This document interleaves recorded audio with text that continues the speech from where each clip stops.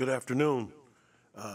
Just really excited about having the opportunity to be a part of Nebraska basketball and the Nebraska tradition. Athletically, I've had over the years have really followed it. Probably just as a fan of Nebraska athletics. Back to the Tom Osborne days and what have you in football and even when Danny Nee, I value myself as a sports fanatic, and so having the opportunity now to come back and after coaching, as a head coach against some Nebraska teams, as assistant coach when I was at K-State or what have you, and then now it's almost surreal, just having the opportunity to be now on this side of it from and helping Nebraska basketball be successful. So my family and I are really excited having this opportunity to that Fred has bestowed upon me, and having the opportunity to work with Nate and Adam and Luca and Matt and the rest of our staff. So I'm just really excited to get after it and get ready to put ourselves in position to have help Fred be successful and help our program be successful and take that next step. Coach Hoiberg said that you were aggressive in reaching out to him about the job. What was it that drew you to the Nebraska job? Well, I think those things I just stated, and Fred Hoiberg. We all in this business, when you're blessed to be in it, as long as I have, you do your due diligence and you have a lot of relationships. And everyone I spoke to said, "Hey, Fred is a great offensive-minded coach, and probably more importantly, he's a great person."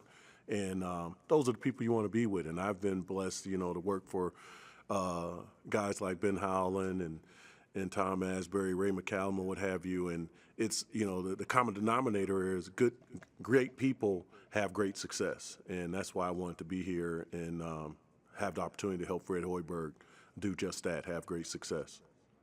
How much did getting back into Big Ten territory, or the Midwest at least, appeal to you?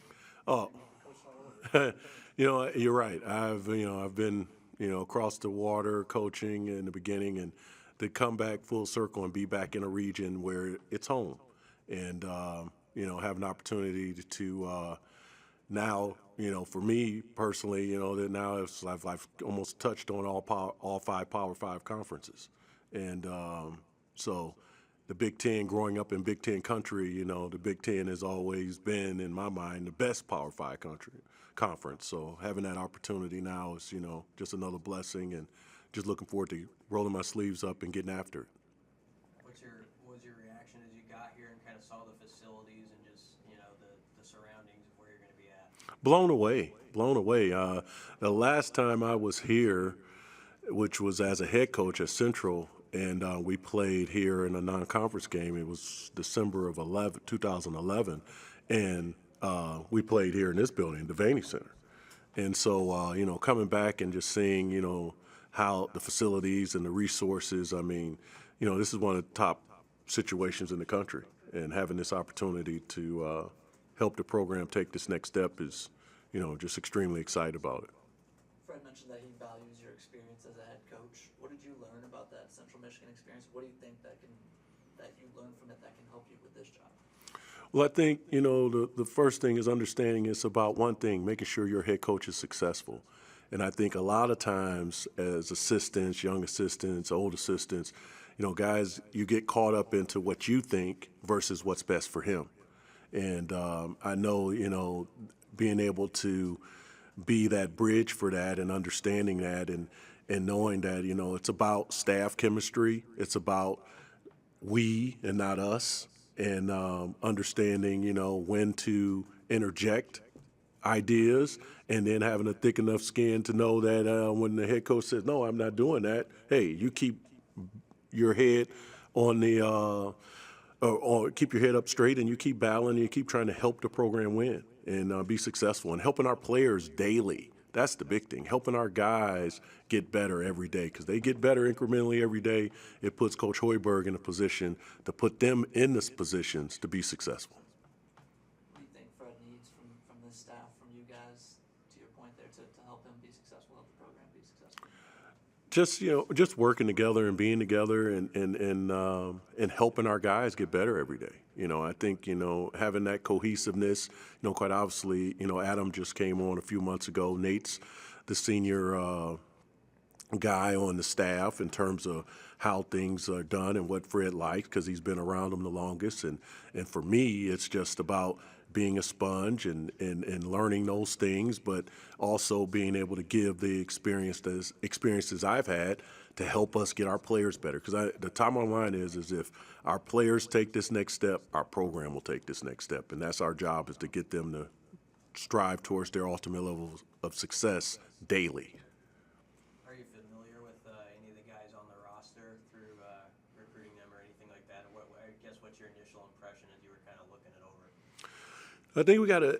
I'm really when I came in a few weeks ago initially and was here and got a chance to watch a workout, and I had seen Derek Walker a few years back when he was at Tennessee, when I was at Mississippi State, and he's really grown as a player. I think he's going to be a very valuable asset and leader to this team with his experience and savvy. Juwan Gary, coached against him here a few years, past few years, and while he was at Alabama, and he's just a junkyard dog, a winner. And then watching. I've seen the kid from SMU a few times as well. So I just think we have some pieces, to put ourselves in position to compete at the top of our conference, and that's going to be our goal. I know we're going to go in and we're going to strap it up and put ourselves in position to take that next step. With recruiting, obviously recruiting to UCLA is one thing, but recruiting to a place like Nebraska that doesn't have that success on the court, what's kind of your pitch to selling this program going forward? I think the number one thing is our head coach, is Fred Hoiberg. Special people make places special. And I think Fred Hoiberg is a special person.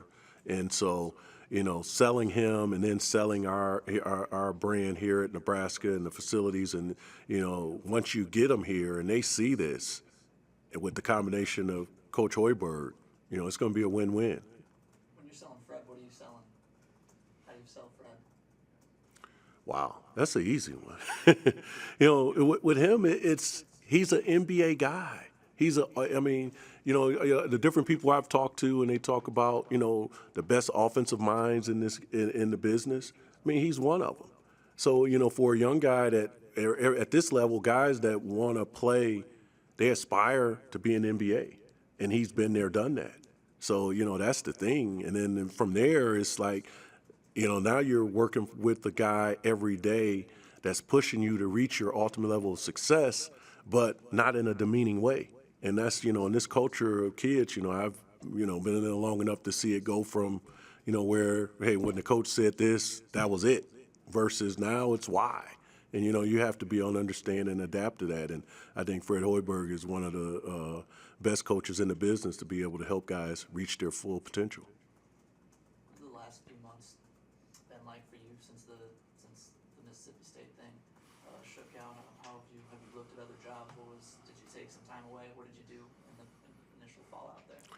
For me, it was a blessing in disguise because we had some issues in my family. My daughter was dealing with some things, and she lives in Texas.